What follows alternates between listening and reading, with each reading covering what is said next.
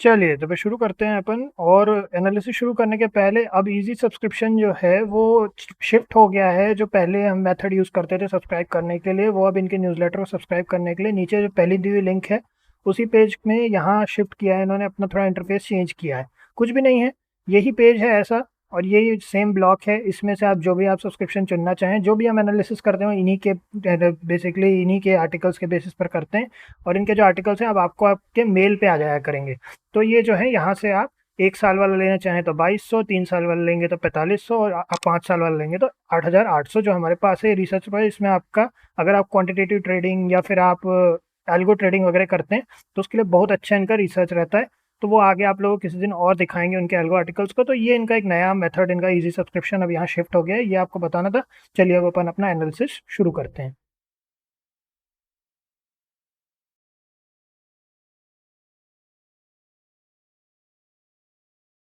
चलिए तो फिर शुरू करते हैं। तो फिर आज अपन पैसल और डिजिटल लिमिटेड के थोड़े से टारगेट्स वगैरह डिस्कस करेंगे। लास्ट टाइम हमने इस स्टॉक का एनालिसिस आप लोगों को प्रोवाइड किया था। तो चलिए अपन सबसे पहले फिर चलते हैं इधर ही अपनी यहाँ चार्ट पे। चार्ट में हमने डेली टाइम फ्रेम पे एनालिसिस किया है। ये देखा कि देखिए आज भी ये जो स्टॉक है थोड़ा अपर साइड पर ही खुला और बहुत अच्छा अभी भी अपर साइड पे सस्टेन किया हुआ है। ये इसका डेली टाइम फ्रेम का चार्ट है। और एक क्वेश्चन भी आया था इसी स्टॉक से रिलेटेड, इसीलिए हमने तय किया कि एनालिसिस बनाए। हमने सैटरडे को पढ़ा था। तो अभी अगर अपन देखें तो ये जो लेवल्स हमने सैटरडे को ही ड्रॉ कर लिए थे। तो अभी उस लेवल से ही ले अपना एक रेजिस्टेंस मिल रहा है उसको। और अगर अपन देखें इस लेवल को अगर ये ब्रेक करता है 69.20 के, तो इसको अच्छा अपसाइड मोमेंटम मिलने के चांसेस हैं। अगर आपने अभी तक प्रॉफिट में होंगे, आप जैसा आपने प्राइस पॉइंट बताया था उसके ऊपर ही है और आज भी ऊपर ही खुला, तो ऑलरेडी आप प्रॉफिट में होंगे। अगर चाहें तो एग्जिट कर सकते हैं और उसके बाद फिर वेट कीजिए कम से कम 69.20 के ब्रेकआउट होने का। ये एटलीस्ट हम जिस तरीके से एंट्री प्लान करते वो ये है सिनेरियो। अगर अभी आप ऐसा सोच रहे हैं कि थोड़ा लंबा होल्ड कर सकते हैं तो कर सकते हैं।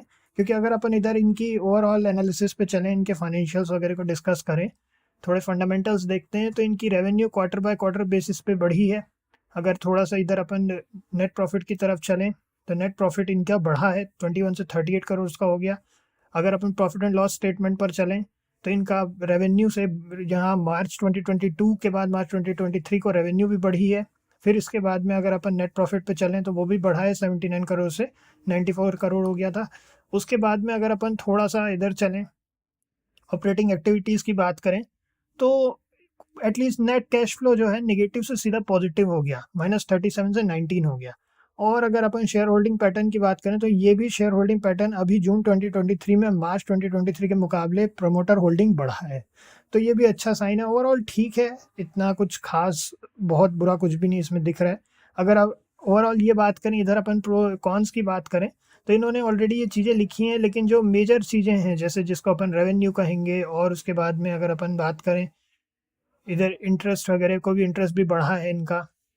इस साइड में अगर अपन देखें तो इंटरेस्ट इधर भी इंक्रीज हुआ है। ओवरऑल कैश फ्लो वगैरह सब पॉजिटिव है, ठीक ठाक है, कंपनी की बैलेंस शीट ठीक है।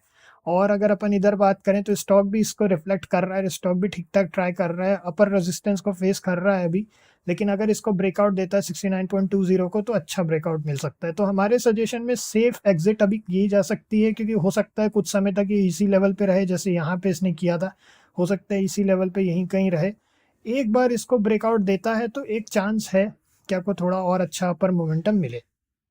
बाकी अच्छा स्टॉक है, ठीक ठाक स्टॉक है। और ऑफ कोर्स पोजीशन साइजिंग का ध्यान आई होप आपने रखा होगा। चाहे स्टॉक कितना ही अच्छा हो, पोजीशन साइजिंग हमेशा अपनी रिस्क कैपेसिटी को देख कर ही करना है। रिस्क की कैपेसिटी को ध्यान रख के करना है। आपका एसएल वगैरह बिल्कुल सही होना चाहिए।